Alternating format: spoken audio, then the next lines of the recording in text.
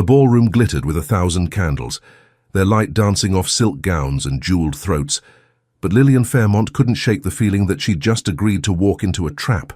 "Go on then," Lavinia Hartwick urged, her smile too bright, too eager. "You said you wanted to prove you're not afraid of London society. Well, here's your chance." The challenge had seemed harmless enough 5 minutes ago, wrapped in giggles and champagne-loosened tongues. A simple dare, they'd called it. A rite of passage for every newcomer to the season. Ask a gentleman to dance, any gentleman of their choosing. She should have known better. The man they'd selected stood near the terrace doors, isolated in a way that made the crowded ballroom feel deliberately arranged around his absence. Tall, dark-haired, impeccably dressed, he surveyed the room with the expression of someone attending his own funeral. No one approached him. No one even glanced in his direction for more than a heartbeat before looking quickly away. "Why him?" Lillian had asked, doubt finally creeping past her eagerness to belong. "Oh, he's perfectly safe," another girl, Clara something, had assured her. "Just terribly dull. No one dances with him because he never smiles, never converses. You'll do your duty and escape after one dance. Simple." But the way they watched her now, barely suppressed laughter in their eyes, made her stomach twist. Too late to retreat. She'd accepted the dare in front of a dozen witnesses, and backing down would mark her as a coward for the rest of the season. Her Aunt Constance had brought her to London for opportunity, not humiliation. Lillian smoothed her pale blue gown, simple compared to the elaborate confections surrounding her, and crossed the ballroom floor. Each step felt louder than the orchestra. Conversations seemed to pause in her wake. By the time she reached him, her cheeks burned with awareness of every eye tracking her progress. The man didn't acknowledge her approach. He stood perfectly still, watching something in the garden beyond the terrace with an intensity that suggested he found the darkness infinitely more interesting than the glittering assembly behind him. "Excuse me," Lillian said, pleased that her voice emerged steady. "I wonder if you might do me the honor of the next dance." For a long moment, he didn't move. Then slowly he turned to face her. His eyes were startling, not the fashionable blue or green she'd expected, but a deep brown that held unexpected warmth despite the cool assessment in his gaze. He studied her with the attention her aunt gave to purchasing horses, thorough, measuring, looking for flaws. "You're new," he said, not a question. "I arrived last week from Yorkshire." She forced herself to meet his eyes, refusing to look away first. "My aunt is Constance Fairmont. Perhaps you know her." "I know of her." His attention shifted past her shoulder, scanning the room with deliberate slowness. When his gaze returned to her face, something almost like amusement flickered there. "And who, precisely, suggested you approach me?" The question landed like cold water. He knew. Of course he knew. She swallowed against sudden panic. The giggles behind her had grown louder. "It was my idea. A dare. I'm sorry, I didn't mean to interrupt my evening of standing alone in corners." He raised one eyebrow. "Don't apologize. It's the most interesting thing that's happened all night." He held out his hand, palm up, a clear challenge. "Though you should know what you're doing before you commit." "What I'm doing? Dancing with me." His voice dropped, quiet enough that only she could hear. "I'm Ashworth, the Duke of Ashworth." The world tilted slightly. Lillian's breath caught as understanding crashed over her. Not a boring wallflower, not a safe target for a harmless dare. A duke, one of the most powerful men in England, standing alone because no one dared approach him without invitation. And she'd just walked up and asked him to dance like he was some country squire at a village assembly. The giggles had dissolved into shocked whispers. Somewhere behind her, she heard Lavinia's strangled gasp. They'd set her up perfectly. Provincial fool makes spectacle of herself by propositioning a duke. "I should go," Lillian whispered, taking a step backward. "I didn't know. I'm so sorry." His hand caught hers before she could retreat further, not forcefully, but with unmistakable intent. "Too late, Miss Fairmont." He drew her forward, his grip warm and steady. "You've made your request publicly. I've accepted. To refuse now would be far more scandalous than your innocent mistake." His mouth curved into something that wasn't quite a smile. "Besides, I haven't danced in 3 months. It might be amusing to remind everyone I still can. Before she could protest, he was leading her toward the dance floor. The crowd parted like water, conversations dying into stunned silence. The orchestra, as if sensing the moment, struck up a waltz. Lillian barely remembered how to breathe, let alone dance. "Relax," Ashworth murmured as he positioned them correctly, one hand at her waist, the other holding hers with unexpected gentleness. "You're not actually being led to the gallows despite appearances." "I feel like I am," she admitted. "Everyone's staring. They're always staring." He began to move and muscle memory took over, her feet following his lead. "The trick is deciding whether you care. Don't you? Not anymore." They turned smoothly through the first pattern, and she realized with surprise that he was an excellent dancer, assured without being showy, giving her space to find her rhythm. "Though I suspect you do. You're new enough to still want their approval." "Is that so terrible?" "Not terrible, just exhausting." His gaze flicked past her shoulder again, and this time his expression hardened almost imperceptibly. "And often disappointing." She followed his line of sight and caught a glimpse of an older woman in deep crimson, watching them with an expression of pure fury. Beside her stood a beautiful blonde girl whose pretty face had frozen into a mask of shock. "Who are they?" Lillian asked before she could stop herself. "Lady Wycliffe and her daughter Genevieve." Something dark flickered in his tone. "They've been working very hard to spread rumors that Miss Wycliffe and I have an understanding. Tonight was meant to be a demonstration of that supposed inevitability." Understanding dawned, "And by dancing with me instead, I've publicly indicated that any rumors of an engagement are premature at best." He executed a smooth turn that brought them momentarily closer. "So you see, Miss Fairmont, you've actually done me a favor, even if it was by accident." "I don't feel like I've done anyone a favor," she said honestly. "I feel like I've just stepped into something I don't understand." For the first time, his expression softened into something genuine.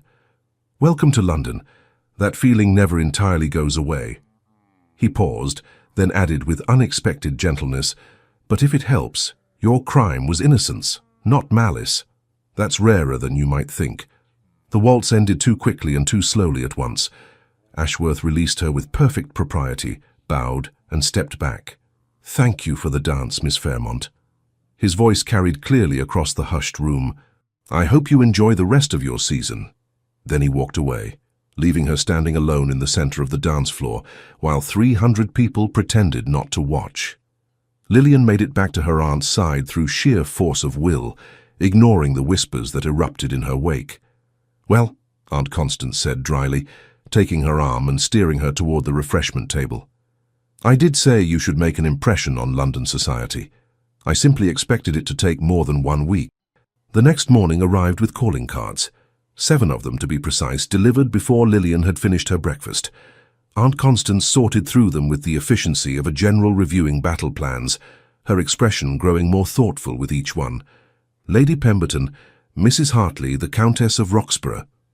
She tapped the cards against her palm. "All wanting to include you in their upcoming events." "How extraordinary." "Is it?" Lillian pushed her eggs around her plate, appetite gone. She'd barely slept, replaying the previous evening on an endless loop. "I thought I'd be a social pariah after last night." "My dear child." Her aunt set down the cards and fixed her with an amused look. "You danced with a duke who hasn't danced with anyone in months. You're not a pariah, you're a curiosity, and in London, curiosity is currency. But I didn't know he was a duke. Everyone knows that. They're probably laughing at me." "Some are," Constance agreed with characteristic bluntness. "The ones who arranged your little dare, for instance. But many more are wondering what you said to make him smile." "He didn't smile." "He nearly did. I was watching." Her aunt poured more tea, her movements precise. "Ashworth hasn't been seen enjoying himself since before his father died 2 years ago. The duchy came with considerable debt and political complications. He's been under tremendous pressure to marry advantageously, meaning Genevieve Wycliffe, whose family controls several crucial votes in Parliament." Lillian set down her fork. "Then I really did ruin something important. Or you gave him an evening's respite from being a commodity." Constance met her gaze directly. "Don't underestimate the value of that, Lillian. These people live in cages made of expectations. Sometimes the kindest thing you can do is forget the bars exist. Before Lillian could respond, their butler entered with another card. This just arrived by special messenger, ma'am, for Miss Fairmont. The heavy cream stationery felt expensive in Lillian's hands. She broke the ducal seal, her heart skipping stupidly at the crest, and unfolded the note. The handwriting was bold and clear. Miss Fairmont, my mother is hosting a musical evening on Tuesday next. She has expressed interest in your skills at the pianoforte, of which your aunt spoke highly at Lady Pemberton's card party last month. I hope you will consent to perform. We dine at 7. Ashworth. Well, her aunt said, reading over her shoulder without shame. It seems your evening of social catastrophe has turned into an opportunity. Or another trap, Lillian said quietly. But even as she spoke, she was already planning what she would play. The Duke of Ashworth's London residence was everything Lillian had expected, and nothing she'd imagined. The house itself was imposing, creamstone and perfectly proportioned windows that spoke of old money and older power. But the gardens visible from the entrance hall showed signs of genuine care rather than mere display. Roses trained along walls, herbs planted in practical rows, a glimpse of fruit trees heavy with summer apples. Someone here loved growing things, not just owning them. Miss Fairmont. A tall, silver-haired woman descended the staircase with the posture of someone who'd never slouched in her life. I'm Eleanor Ashworth, the Duke's mother. Thank you for agreeing to come on such short notice. Her handshake was firm, her smile genuine. Lillian felt some of her tension ease. Thank you for the invitation, Your Grace. I'm honored. The honor is mine. Your aunt tells me you studied under Signor Martinelli in Yorkshire. I heard him perform once, years ago. How extraordinary technique. Eleanor's eyes, the same warm brown as her son's, assessed Lillian with interest rather than judgment. I confess I'm eager to hear what he's taught you. The drawing room was already full when they entered. Lillian recognized several faces from the ball, including Lavinia Hartwick, who had the grace to look uncomfortable when their eyes met. But there were also older guests. Music lovers, Lillian guessed, here for art rather than gossip. Ashworth stood near the fireplace, deep in conversation with two gentlemen she didn't recognize. He'd discarded his formal evening wear for something simpler, but no less well-tailored. Dark coat, cream waistcoat, cravat tied with more practicality than fashion. He looked younger somehow, less like a duke and more like a man. He glanced up as if sensing her attention, and for a moment their eyes met across the room. Then someone asked him a question, and the moment broke. Lillian, come meet some of my friends, Aunt Constance said, drawing her toward a group near the piano. Mrs. Hartley, may I present my niece?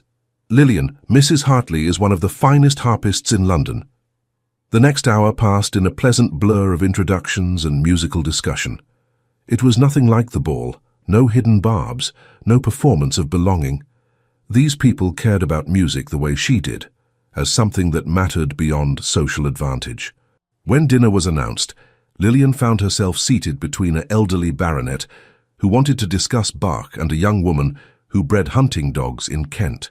Across from her, Ashworth carried on a debate about crop rotation with unexpected passion. The old three-field system is wasteful, he was saying, gesturing with his wineglass. If we rotated properly, using nitrogen-fixing crops— You sound like my father, Lillian interrupted without thinking. He converted our entire property to the four-course system 5 years ago. The wheat yields have increased by nearly 40%. Ashworth's attention snapped to her. Your father farms? We all do. Well, did. She felt suddenly self-conscious under his focus. I have 3 younger brothers. We all helped in the fields during harvest. My mother said idle hands were the devil's workshop, and she wasn't about to raise useless ornaments. Someone down the table laughed, not unkindly, just surprised. But Ashworth's expression had shifted into something intent. So you actually understand land management. You're not just familiar with the theory. I understand that good soil and hard work matter more than titles, she said carefully, if that's what you mean. That's exactly what I mean. He set down his glass. And you still found time to become an accomplished musician.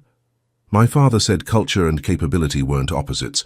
We worked the fields in daylight and played music by candlelight. She smiled slightly. Though my brothers complained I got the better end of that bargain, since playing piano doesn't leave splinters. Your brothers sound wise. Was that amusement in his voice? I'm beginning to think Yorkshire produces remarkably practical people. We call it common sense, Lillian said. London calls it provincial. London, Ashworth said quietly, often confuses complexity with sophistication. Their eyes held for a moment too long. Then his mother rose to lead the ladies back to the drawing room, and the spell broke.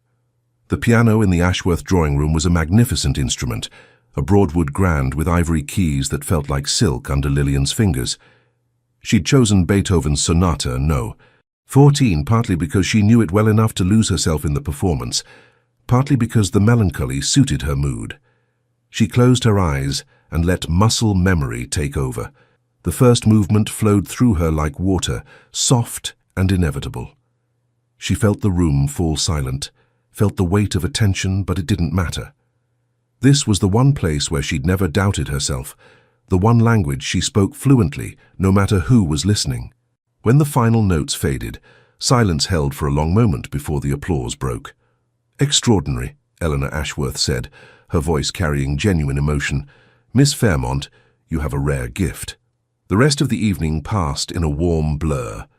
People wanted to discuss her interpretation, ask about her training, request other pieces. Lillian played twice more, Mozart and then Chopin, and each time she felt the same sense of rightness. This, at least, she could do well. It wasn't until guests began departing that she found herself alone with Ashworth near the entrance hall. He'd been pulled into a dozen conversations throughout the evening, always polite, often engaged, but maintaining the same careful distance she'd noticed at the ball. Now, with most guests gone and his mother occupied with final farewells, that distance seemed to thin. "You didn't tell me you were that good," he said without preamble. "You didn't ask. You just sent an invitation." "Fair point." He studied her with that same assessing look. "Why Yorkshire? Martinelli could have secured you a position in London, Paris, Vienna. You could have performed professionally. My family was in Yorkshire." She met his gaze steadily. "That mattered more than a career impressing strangers. Even if it meant giving up something you clearly love?" "I didn't give it up. I just chose how to keep it." She paused, sensing something beneath his questions. "Why do you ask?" "Because I wonder if you regret it." His voice dropped lower. "Choosing roots over recognition. Safety over possibility. Do you regret your choices?" she countered. For a moment she thought he might actually answer, but then Aunt Constance appeared to collect her, and Ashworth stepped back into the careful courtesy of a host, bidding guests farewell. "Thank you for performing tonight, Miss Fairmont. I hope we'll see you again. Thank you for inviting me, Your Grace." All proper, all correct, all utterly insufficient for the current running between them. In the carriage home, Aunt Constance remained uncharacteristically quiet until they were nearly back to Cavendish Square. "He likes you," she finally said. "He barely spoke to me all evening." "Exactly." Her aunt's smile was knowing. "He barely spoke to anyone, but he listened to you, watched you. That boy has forgotten how to want something without calculating its cost first." She patted Lillian's hand. "You reminded him that some things have value beyond utility. I played piano, Aunt Constance, that's all. Keep telling yourself that, dear." Her aunt settled back against the cushions. "Though I suspect you're both terrible liars when it comes to yourselves." Lillian said nothing, but she felt the weight of the evening settle around her shoulders like a cloak she hadn't asked to wear. 3 days later, another invitation arrived.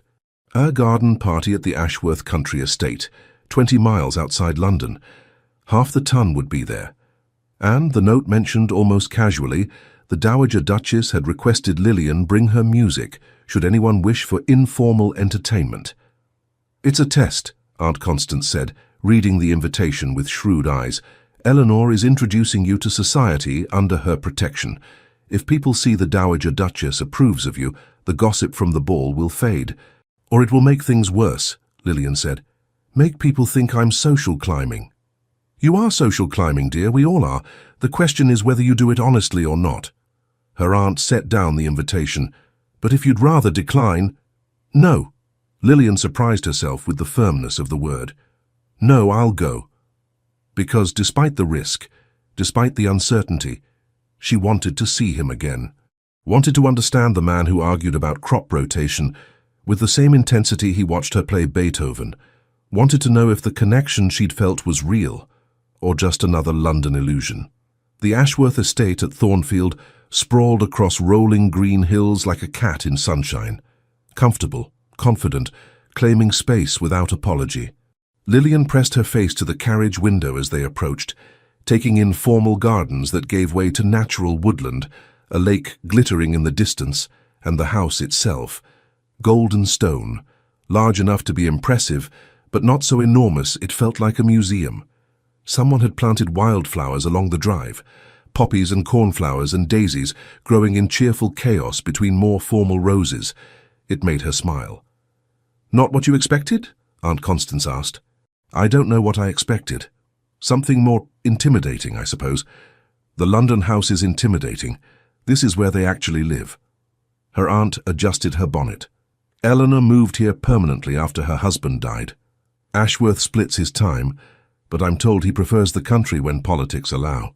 The garden party was already underway when they arrived. Guests scattered across the south lawn in clusters of conversation and laughter, servants circulating with champagne and strawberries, a string quartet playing under the shade of massive oak trees. It should have been perfect. It would have been, except Lillian spotted Genevieve Wycliffe holding court near the fountain, her blonde hair shining in the sunlight, her laugh carrying across the lawn like a bell designed to draw attention. And next to her, looking significantly less pleased about it, stood Ashworth. "Deep breaths," Aunt Constance murmured. "You're invited. You belong here. Don't let some social climbing chit make you forget that." Eleanor Ashworth appeared before Lillian could respond, her smile warm and her greeting effusive. "Miss Fairmont, how lovely. Come, let me introduce you to some friends. They've been asking about your performance all week." The next hour passed in a whirlwind. Eleanor was strategic in her introductions, presenting Lillian to dowagers and debutantes, critics and composers, always with some comment about her talent or intelligence that made it clear the invitation was genuine, not charity. Slowly, Lillian felt her shoulders relax. These people weren't judging her. They were curious, and curiosity she could handle. It wasn't until the afternoon heat drove everyone toward the shade that she finally encountered Genevieve directly. "Miss Fairmont." Genevieve's voice was honey over steel. "How kind of the Dowager Duchess to take such an interest in new arrivals. She's always been so generous to those in need of patronage." Two girls flanking Genevieve tittered. Lillian recognized them from the ball, Lavinia's set, professional sycophants who laughed at cruelty and called it wit. "How kind of you to notice," Lillian replied evenly. "Though I confess I received my invitation through interest in music, not need. Perhaps the distinction isn't clear to everyone." Genevieve's smile sharpened. "Oh, we all heard about your little performance. My mother said you played very enthusiastically." "That's code for too loud," one of the girls whispered, not quite quietly enough. "I prefer to think of it as with feeling," Lillian said, "though I understand some people find genuine emotion uncomfortable." "Genuine?" Genevieve's laugh was crystalline and cold. "My dear, you're from Yorkshire. Half the ton thinks you walked here behind a plough." "Only half?" Lillian allowed herself a small smile. "I must be more refined than I thought." "You're certainly bold," Genevieve said, her voice dropping. "Dancing with a duke you'd never met, accepting invitations to his family home. Some might call that presumptuous or calculating, and some might call trying to force an engagement through rumor and social pressure desperate." The words escaped before Lillian could stop them, sharp and clear. "But I suppose we all have our strategies." The silence that fell was absolute. Genevieve's face flushed red, her mouth opening and closing soundlessly. The girls beside her looked genuinely shocked. Lillian's heart hammered in her chest. Too far. She'd gone too far. That was the kind of directness that got you exiled from polite society, but she couldn't regret it. "Excuse me," she said, with all the dignity she could muster. "I believe I need some air." She turned and walked toward the rose garden before anyone could respond, half expecting to hear outraged voices calling her back. But only silence followed. Heavy, judging silence that felt worse than any open confrontation. She found a bench hidden between climbing roses and sat down before her knees could give out. What had she done? Aunt Constance had brought her to London for opportunity, and Lillian had just insulted the daughter of one of the most influential families in England, in front of witnesses, at a ducal garden party. This was worse than the dare at the ball. That was either incredibly brave or incredibly foolish. She jerked her head up. Ashworth stood at the garden entrance, hands in his pockets, expression unreadable. "I think we both know which," Lillian said quietly. "I should probably leave before I make things worse." By telling the truth? He moved closer, studying her with that same intensity she remembered from their dance. "Genevieve has been spreading rumors about an engagement for 3 months. Everyone knows it. No one says it. You just did. That doesn't make it appropriate." "No." He sat down beside her, close enough to be intimate, far enough to maintain propriety. "But it makes it honest, and I'm finding I appreciate honesty more than I appreciate appropriateness." Lillian looked at him properly for the first time since he'd arrived. His cravat was slightly loosened, his hair ruffled as if he'd been running his hands through it. He looked tired, and younger than his 28 years. "Are you engaged to her?" she asked bluntly. "Because if you are, I owe her an apology regardless of what I think." "No." The word was firm, final. "And I've told Lady Wycliffe that repeatedly. She chooses not to believe me, or to spread rumors that make it true through sheer social pressure." "Why don't you contradict them publicly?" "Because her family controls votes I need for legislation I care about. Because making an enemy of Lord Wycliffe would cost me political capital I can't afford to lose." His jaw tightened. "Because sometimes the duchy demands I be strategic instead of honest." "That sounds exhausting." "It is." He turned to face her fully. "Which is why your company has been unexpectedly refreshing, Miss Fairmont. You say what you mean.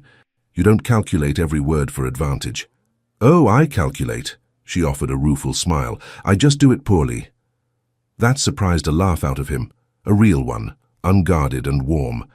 The sound transformed his face completely, erasing the careful control and revealing someone younger, lighter, more like the man she suspected he'd been before duty buried him.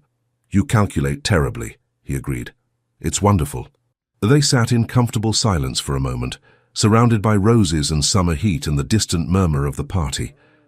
"I should go back," Lillian finally said, "before people start talking about us disappearing together. They're already talking." But he stood, offering his hand to help her up. His grip was warm, steady, and he held on for a moment longer than necessary. "Let them." Easy for a duke to say. "Nothing about being a duke is easy." His expression turned serious. "But you're right. I have armor you don't, so let me use it." He released her hand but didn't step away. "Stay. Play for everyone later. My mother's hoping you will. Let them see you're here by invitation, by merit, not by scheme. And if Genevieve says something else, then I'll handle it." His voice held quiet certainty. "I should have months ago. I've been too concerned with political consequences and not concerned enough with basic decency." "Don't make enemies on my behalf," Lillian said. "I'm not worth that kind of trouble." "That," Ashworth said softly, "is where you're wrong." He offered his arm, formal and proper, and led her back to the party. They emerged from the rose garden to find Eleanor orchestrating a general movement toward the terrace where the piano had been brought outside for afternoon entertainment. "Perfect timing," she said, though her eyes were knowing.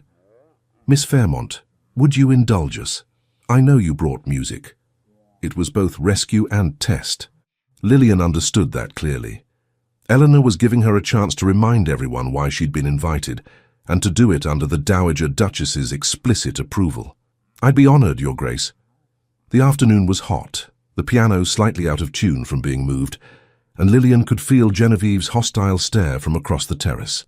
But when she placed her hands on the keys and began playing, Vivaldi this time, bright and technical and impossible to perform without complete focus, the rest of it faded away. This was her gift, her weapon, her truth.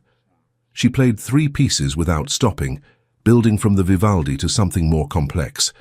A Mozart concerto that made her fingers fly and her heart race. By the time she finished, her hands ached and sweat dampened her temples, but the applause was thunderous. Even Genevieve couldn't argue with skill that obvious. "Magnificent," Eleanor said, embracing her warmly. "Absolutely magnificent." The rest of the afternoon transformed. People approached to compliment her playing, ask about her training, request their favorite pieces. She was no longer the provincial newcomer who'd been dared to dance with a duke. She was the musician the Dowager Duchess had championed. It was intoxicating and terrifying in equal measure. As sunset painted the sky golden pink, guests began departing. Lillian found herself alone on the terrace, watching servants pack up the piano when Ashworth joined her. "Thank you," he said simply. "For playing? For staying. For being yourself, despite excellent reasons to pretend otherwise." He leaned against the balustrade beside her. Most people would have retreated after what Genevieve said. "I'm too stubborn to retreat. My mother always said it would get me in trouble." "Your mother sounds wise." He paused, then added quietly, "I'm hosting a small dinner next week. Mostly political contacts I need to maintain cordial relations with, including the Wycliffes. It will be tedious and strategic and utterly lacking in genuine conversation." "That sounds dreadful." "It is, which is why I'd like you there." Lillian turned to stare at him. "You want me at a political dinner with the family trying to force you into an engagement with their daughter?" "I want at least one honest person in the room." His expression was serious. "And I want the Wycliffes to understand that their rumors haven't created the inevitability they hoped for." "Using me as a political statement sounds unfair to you," he interrupted. "Yes, I know. But I'm asking anyway, because I'm selfish enough to want your company even if my motives aren't entirely pure." She should say no. This was dangerous, not just socially but emotionally. She was starting to care about this complicated, careful man who argued about farming and attended political dinners he hated, and looked at her like she was water after a drought. "Will there be music?" she asked instead. His mouth curved slightly. "If you want there to be, then I'll come. But I'm bringing my aunt. I wouldn't have it any other way." They stood together as the sun set and the last carriages departed, not touching, not speaking, but sharing the same silence. It felt like a promise neither of them was ready to name. The dinner at Ashworth's London residence was exactly as advertised, tedious, strategic, and suffocating, with unspoken tension. Lord Wycliffe held court at one end of the table, pontificating about trade policy, while Ashworth listened with the expression of someone mentally calculating crop yields. Lady Wycliffe, resplendent in emerald silk, smiled at everyone, while her eyes tracked Lillian's every movement like a cat watching a mouse. And Genevieve, positioned directly across from Ashworth, sparkled and flirted with the determination of someone trying to win a battle through sheer force of will. "Don't you agree, Your Grace?" she asked for the third time, her smile bright and insistent. "A proper ducal residence requires at least 12 guest rooms. Anything less is simply inadequate for entertaining." "I have 14 guest rooms," Ashworth said neutrally, "though I rarely fill them." "Oh, but you will. Once you marry, the social obligations will increase dramatically." She glanced at Lillian with calculated innocence. "A duke's wife must be prepared for constant entertaining. It's quite demanding for those accustomed to simpler circumstances. Miss Fairmont manages her aunt's household in London," Eleanor interjected smoothly from her position at the table's head. "She's proven quite capable of navigating society's demands." "Oh, of course." Genevieve's tone suggested the opposite. "I simply meant that the ducal role requires certain refinements, family connections, understanding of political necessities." "It requires competence," Ashworth said, his voice cutting through the careful politeness. "Everything else is decoration." The table fell silent. Lady Wycliffe's smile froze. Genevieve looked like she'd been slapped. "Naturally," Lord Wycliffe said after an awkward pause, "though one hopes for both competence and appropriate connections." "One hopes for many things," Ashworth replied. "Reality is often disappointing." The conversation limped forward from there, growing increasingly strained. By the time the ladies retired to the drawing room, Lillian's jaw ached from maintaining a neutral expression. "He's being deliberately obtuse," Lady Wycliffe said the moment the door closed, her voice sharp with frustration. "Everyone knows he needs our support in Parliament. This resistance is nothing but stubborn pride." "Perhaps he simply doesn't wish to marry your daughter," Aunt Constance said with dangerous sweetness. The room temperature dropped 10 degrees. "He will come around," Lady Wycliffe said, her composure cracking slightly. "Once he realizes his alternatives are limited." "Limited how?" Lillian asked before she could stop herself. Lady Wycliffe's gaze fixed on her like a snake focusing on prey. "Limited by reality, my dear. The Duke requires a wife of appropriate breeding and connections. Someone who understands the responsibilities of the position, not some provincial musician who stumbled into his notice through a foolish dare." "Mother," Genevieve said, touching her mother's arm in warning. But Lady Wycliffe shook her off. "Let's not pretend otherwise. You're charming enough, Miss Fairmont, and your playing is technically proficient, but you're a novelty, an entertainment, nothing more." The words landed like physical blows. Lillian felt heat crawl up her neck, anger and humiliation warring in her chest. "At least I'm honest about what I am," she said quietly.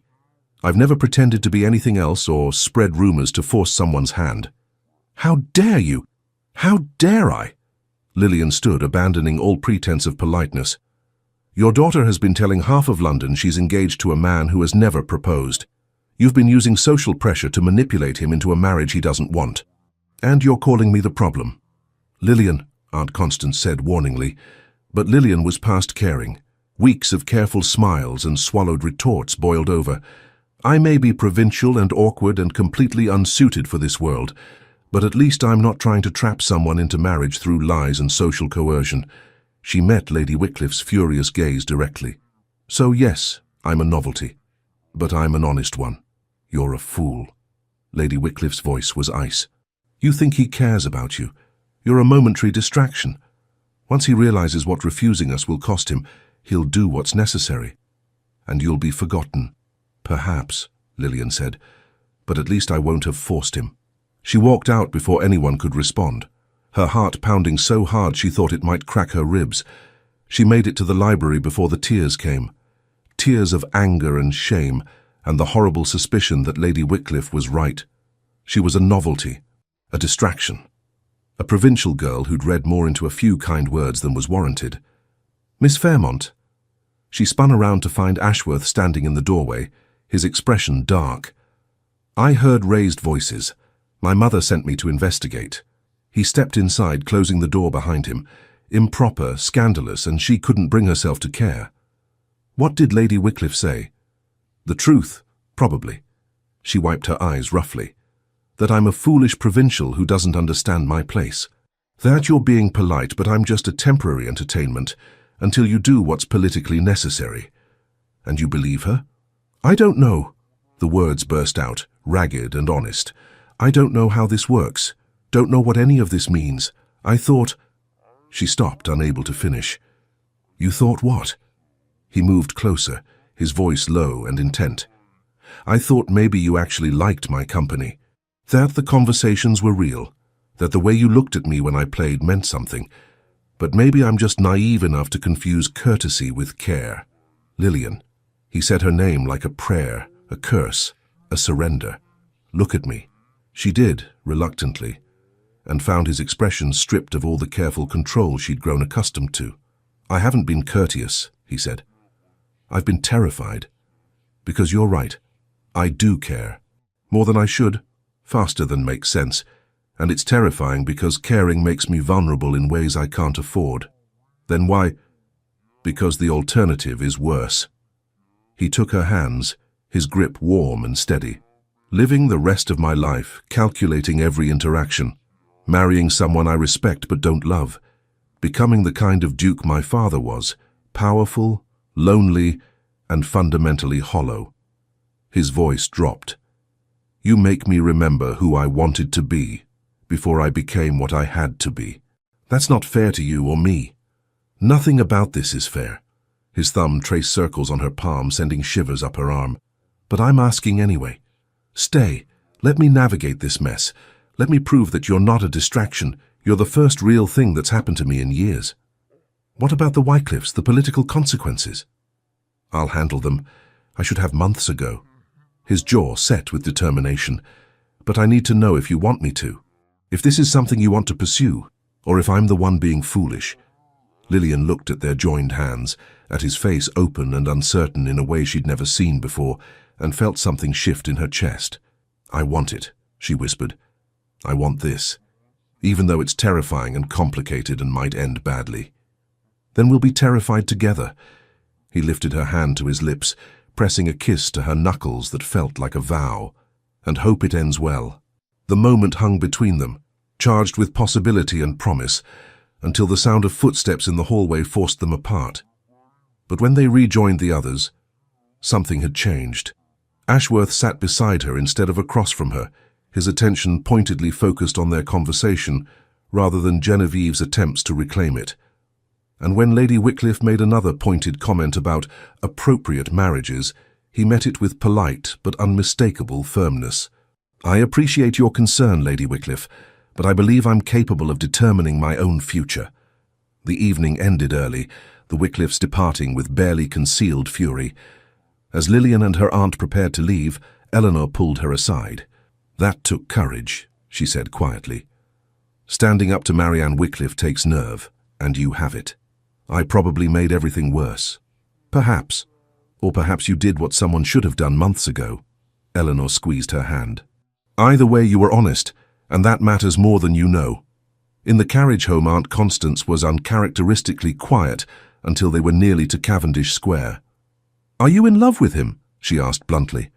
Lillian opened her mouth to deny it, then stopped, because denying it would be another lie and she was tired of lies. "I think I might be," she said softly. "I know it's foolish and fast and sometimes that's how it happens." Her aunt's expression was unexpectedly gentle. "Your uncle and I fell in love in 3 weeks. Everyone said it was too quick, too impetuous. We were married 42 years before he died." She paused. "But loving a duke is different than loving a regular man, Lillian. You'll be scrutinized, judged, never entirely safe from gossip or social warfare. Are you prepared for that?" "No," Lillian said honestly, "but I think I want to try anyway." "Then try, but be prepared for the cost." The cost came 3 days later. Lillian was having tea with 2 ladies Eleanor had introduced her to when the butler entered with a note. She opened it absently, expecting another invitation, and felt the world tilt. The handwriting was elegant and vicious. "Miss Fairmont, I feel it is my duty to inform you of certain realities you seem unaware of. The Duke of Ashworth owes my husband significant political debts. His recent legislation regarding tenant rights will fail without our family's support in Parliament. His mother's dower properties are entailed in ways that require Wycliffe votes to resolve. In short, he cannot afford to refuse our expectations. You are a pleasant distraction, but distractions end when reality reasserts itself. For your own dignity, I suggest you withdraw from this situation before you are publicly humiliated. I remain, with regards, Lady Marianne Wycliffe." Lillian's hands shook as she set down the note. The words burned themselves into her memory, each one a poisoned dart. "Bad news?" one of the ladies asked. "No," Lillian lied. "Just a change of plans." She made her excuses and left early, claiming a headache that wasn't entirely false. Back in her room, she read the note 3 more times, each reading making her feel smaller, more foolish, more certain that Lady Wycliffe was right. Ashworth needed the Wycliffe votes. That was political reality. He might care about her, might even believe what he'd said in the library. But when the choice came, her or his legislative agenda, her or his political future, what would he choose? And if he chose her, would he resent her forever for the cost? The knock on her door came an hour later. Aunt Constance entered without waiting for permission, took one look at Lillian's face, and sat down on the bed. "What happened?" Lillian handed her the note. Her aunt's expression darkened as she read. "That vindictive shrew. She's trying to frighten you into withdrawing. What if she's right?" "She is right, about the political realities. Ashworth does need their votes.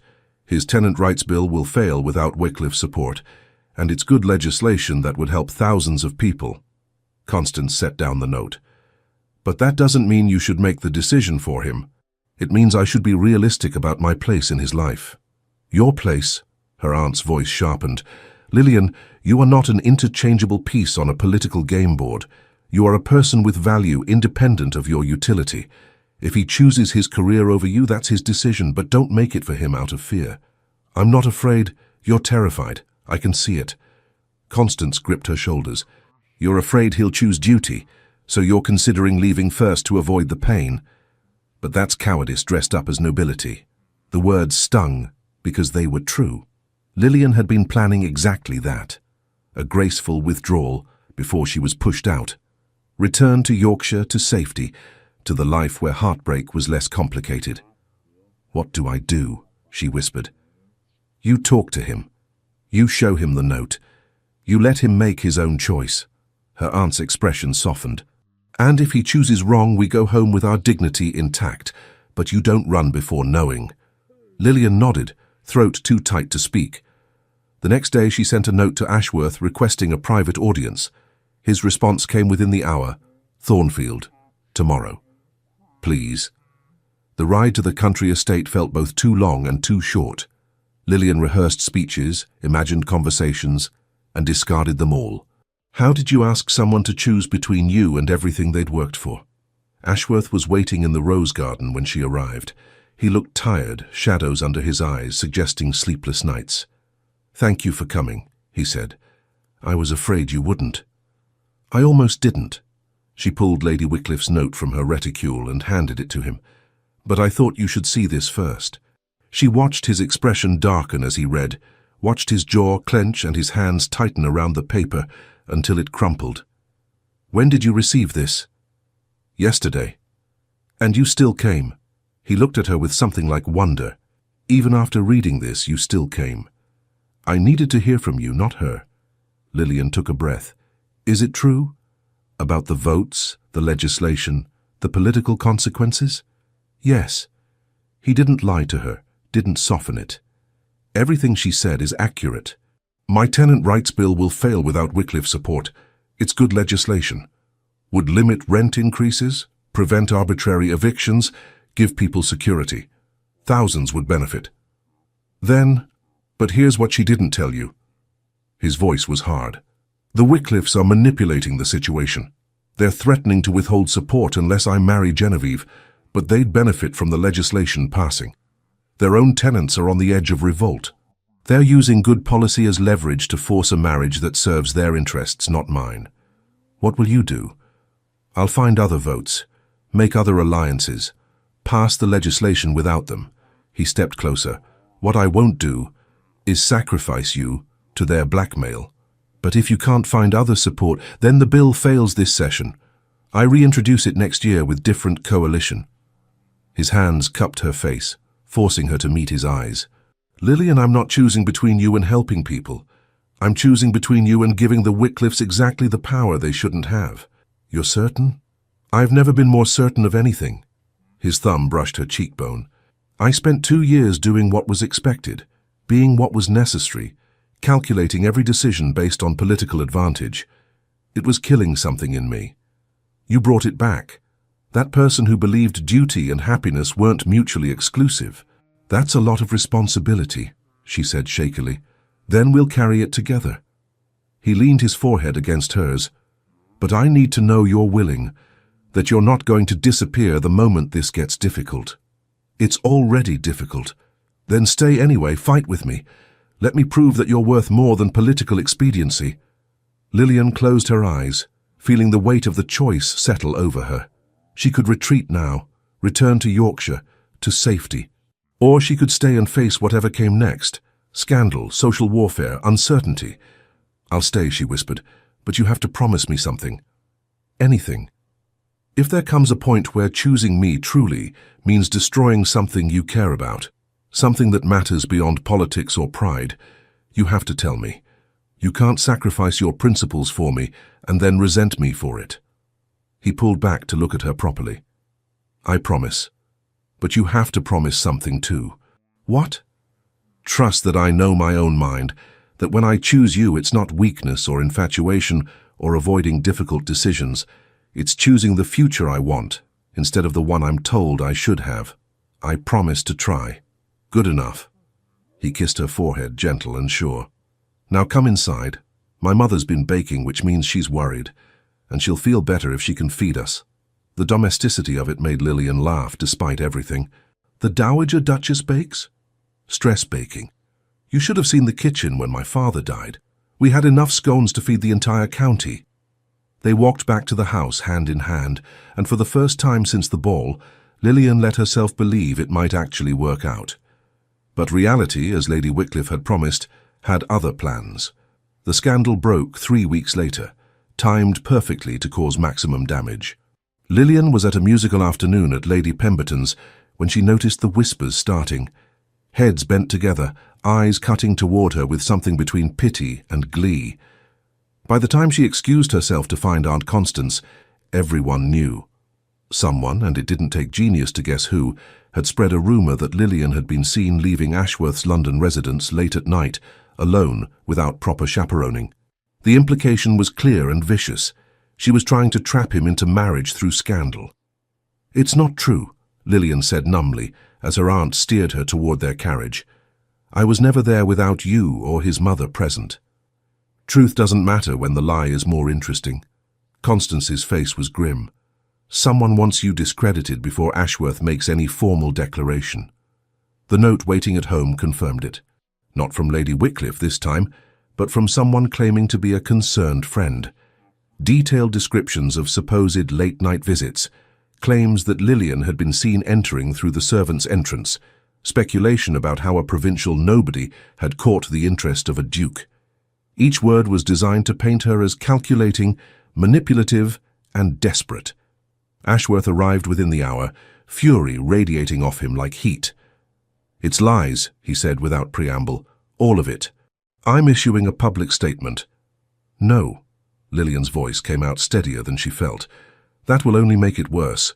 If you defend me too strongly, it looks like you're trying to protect your own reputation. If you're dismissive, it confirms I'm not important enough to matter. Then what do you suggest?" "Nothing." She met his eyes. "We ignore it and let it die. While they destroy your reputation? It's already damaged. The question is whether we give them more ammunition." She took a shaky breath. "Lady Wycliffe wants you to choose, me or your political future. This is her forcing the choice publicly." "Then I'll choose publicly." His jaw set with determination. Please don't." The words escaped before she could stop them. "Not like this. Not when it looks like you're being forced by scandal instead of choosing freely." He stared at her. "You're asking me to do nothing while they drag you through the mud. I'm asking you to be strategic instead of reactive." She forced herself to think past the hurt, the humiliation. "If you declare for me now, it looks like damage control. If we weather this and you choose me later, it's genuine. And in the meantime, I survive. I've done it before." She tried to smile. "I'm provincial, remember? We're resilient." But resilience, Lillian discovered, had limits. The invitations dried up within days. Not entirely. Eleanor still included her in small gatherings, and a few genuine friends remained loyal. But the broader social world closed its doors with the finality of coffin lids. Even worse were the looks, pitying, judging, speculative. The whispers that followed her at the few events she still attended. Poor thing. Thought she could catch a duke. So obvious what she was trying. At least he had the sense to see through it. "My mother says she's been sent home to Yorkshire. Good riddance." Lillian endured it with gritted teeth and frozen smiles, but each cut went deep. Ashworth called daily, increasingly frustrated by her refusal to let him defend her publicly. "This is destroying you," he said during one particularly difficult visit. "I can see it. Then don't look." She kept her voice light, knowing if she let it break, she'd shatter completely. "I'm fine. You're not fine. You're miserable and pretending otherwise." "What do you want me to say?" The control finally cracked. "That I hate this, that I wake up every morning wondering if coming to London was the worst mistake of my life, that I'm terrified you'll wake up one day and realize defending me isn't worth the cost. Lillian, you have power I don't have. You can afford to be brave. But I'm the one they're destroying, and I'm trying very hard not to take you down with me." Tears burned her eyes. "So please, just let me survive this my way." He pulled her into his arms, and she let herself break finally in the safety of his embrace. "I'm going to fix this," he murmured against her hair. I promise. But some things, Lillian was learning, couldn't be fixed, only endured. The breaking point came at a charity concert 3 weeks later. Lillian had been asked to perform, a genuine invitation from the organizing committee, who cared more about talent than scandal. She'd accepted gratefully, desperate for something she could still do well. The performance went beautifully. She played Chopin with every ounce of emotion the past weeks had wrung from her, and the audience responded with genuine appreciation. But during the intermission, she overheard a conversation that shattered whatever fragile hope she'd been clinging to. "Ashworth's going to announce his engagement at the season's final ball," Lady Wycliffe was saying to a cluster of women. "To my Genevieve. He's finally accepted reality. After all that drama with the provincial girl, how gauche. Oh, that was nothing. A momentary lapse. He's too intelligent to throw away his political future for infatuation." Lillian's vision tunneled. She made it to the retiring room before the tears came, pressing her hands against the wall to stay upright. It was over. He'd made his choice, and it wasn't her. She'd known it would come eventually, had told herself she was prepared. But preparation meant nothing against the actual pain of it. "Miss Fairmont." She looked up to find Eleanor standing in the doorway, her expression stricken. "You heard," the Dowager Duchess said quietly. Lillian nodded, not trusting her voice. "It's not true. Marianne is spreading lies again." "Is it?" Lillian wiped her eyes roughly. "The final ball is in 2 weeks. Has he told you his plans?" Eleanor's hesitation was answer enough. "He's been in meetings with Wycliffe allies all week," the older woman admitted, "trying to salvage the legislation, but he hasn't said anything about an engagement. Because he's going to make the practical choice." Lillian's voice was flat. "And I don't blame him. The legislation matters. People need it. I'm just me. You're the woman my son loves. Love isn't always enough." She straightened, forcing composure back into place. "Thank you for everything, Your Grace. You've been kinder to me than I deserved. Lillian, I should return home, to Yorkshire. There's nothing left for me here." She left before Eleanor could argue, before she could be talked into staying, before hope could worm its way back in and break her all over again. The next morning she began packing. "Are you certain?" Aunt Constance asked, watching her fold gowns with mechanical precision. "Yes." Lillian didn't look up. "I tried. It didn't work. Time to go home." "And Ashworth?" "We'll do what's necessary, as he should." She pressed down harder on a dress, smoothing imaginary wrinkles. "I was a distraction. Now I'm not. It's simple. Nothing about this is simple. No. But pretending otherwise was destroying me." Her aunt was quiet for a long moment. "When do you want to leave?" "Tomorrow. Before the final ball. Before she had to watch him announce his engagement to Genevieve. Before the last shred of hope died completely. Then we'll leave tomorrow." That night, Lillian wrote a letter she'd never send, pouring out everything she couldn't say to his face. How much she loved him, how proud she was of him for choosing duty, how she hoped he'd find happiness, even if it wasn't with her. She sealed it, addressed it to no one, and tucked it in her trunk as a monument to feelings she'd never voice. The knock came at midnight. Lillian almost didn't answer. She was half undressed, exhausted, emotionally wrung out. But something made her open the door. Ashworth stood in the hallway, disheveled and wild-eyed. "You're leaving," he said. Not a question. "In the morning." She kept the door partially closed, unable to handle seeing him. "It's better this way." "Better for who?" "Both of us." Her voice cracked despite her best efforts. "You need to make the practical choice, I understand that, but I can't watch you do it.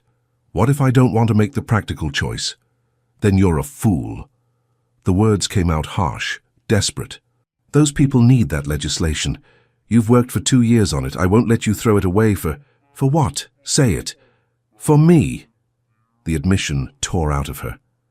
"I'm not worth that kind of sacrifice. I'm nobody. Just a girl who plays piano and doesn't understand your world and keeps making everything more complicated. You're right about one thing." He pushed past her into the room, improper and urgent and past caring. "You don't understand. Then explain it. The legislation matters, but do you know what else matters? Living a life I can respect. Being someone my future children won't be ashamed of." His hands gripped her shoulders. Marrying Genevieve would get me political victories. It would also make me exactly like my father. Powerful, strategic, and fundamentally empty. That's not fair. It's completely fair. I watched him choose duty over happiness every day of his life. He died respected and miserable, surrounded by people who valued his title but never knew him. His voice dropped. I won't do that. I won't sacrifice the one genuine thing in my life because it's politically inconvenient. What about the people who need the legislation? I'll find another way, make different alliances, take longer. His thumbs brushed her cheeks, gentle despite the intensity in his voice. But I won't trade you for it. And I'm done pretending political necessity justifies emotional cowardice. The Wycliffes said, the Wycliffes have been lying. Frustration bled through. There is no engagement announcement planned. There never was. Marianne has been spreading rumors to force my hand, and I've been too concerned with avoiding confrontation to shut them down properly. But you've been in meetings, finding other votes, building a coalition that doesn't require selling myself to the Wycliffes. He pulled her closer. It's taken weeks, but I have the numbers. The legislation will pass without them. Lillian stared at him, afraid to believe. You're certain? I had the final commitment this afternoon. That's why I came tonight. I needed to tell you before you left. His expression turned fierce. You are not a distraction. You are not a complication. You are the reason I remembered why I wanted to be a duke in the first place, to make things better, not just maintain power. That's still a lot of responsibility. Then carry it with me. His forehead pressed to hers. Stay. Let me court you properly.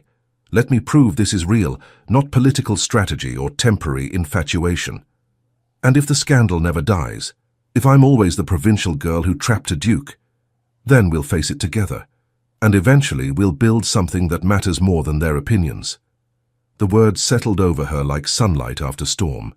Not a promise of easy, but a promise of real. I want to stay, she whispered. I'm terrified, but I want to stay. Then stay. He kissed her, soft and sure and full of promise. And tomorrow, we stop hiding. The season's final ball arrived with the weight of reckoning. Lillian dressed carefully, not in the elaborate gowns others would wear, but in simple pale gold that made her feel like herself. If this was going to be her public stand, she'd do it honestly. Aunt Constance surveyed her with approval. Ready? No, but I'm going anyway. The ballroom was already full when they arrived. The cream of London society gathered for the season's climactic event. Lillian felt every eye turned toward her as they entered, felt the whispers surge like tide. She lifted her chin and walked forward. Eleanor found them immediately, drawing Lillian into a warm embrace. You came. Your son can be very persuasive. He learned from the best. Eleanor's smile was knowing. He's in the card room making final arrangements. He'll be out soon. Arrangements for what? You'll see. The next hour was strange. People approached with a mix of curiosity and caution, conversations strained but not openly hostile. The worst of the gossips kept their distance, but a few genuine friends rallied visibly. It felt like standing on a precipice, waiting for someone to push. The push came from an unexpected direction. Miss Fairmont. Genevieve Wycliffe appeared in a gown of ice blue, her beauty cold and perfect. How brave of you to attend. I was invited. Oh, certainly. But given recent rumors, she trailed off meaningfully. I hope you're not here hoping for some grand declaration. That would be embarrassing. The only thing I'm hoping for is an enjoyable evening. Lillian kept her voice level. Though I appreciate your concern, I'm simply trying to spare you humiliation. Genevieve's smile sharpened. Ashworth has duties you don't understand. Responsibilities. He may have been momentarily diverted by your novelty, but nothing. Ashworth's voice cut through the space between them. He'd appeared without either of them noticing, his expression carved from ice. Miss Wycliffe, I believe we've had this conversation before, multiple times. Genevieve's composure cracked. Your Grace, I am not engaged to you. I have never been engaged to you. My mother has never suggested I should be engaged to you. His voice carried across the suddenly silent space around them. If there have been rumors to the contrary, they did not originate with me or anyone I've authorized to speak on my behalf. But Father said, Your father has been attempting to leverage political pressure into a personal relationship. It was inappropriate then. It remains inappropriate now. He turned to Lillian, his expression softening dramatically. Miss Fairmont, would you do me the honor of the next dance? Every eye in the ballroom fixed on them. The orchestra, sensing the moment, struck up a waltz. Lillian took his hand and let him lead her onto the floor. That was very public, she murmured as they began to move. That was overdue. His grip was firm, steady. I should have done it months ago. They danced in silence for several measures, the room watching with hungry attention. Then Ashworth spoke, his voice quiet but carrying in the hushed space. I need to tell you something. Lillian's heart stuttered. Here, now. Here, now. He met her eyes directly. I love you, not because you're convenient or politically useful or temporarily interesting.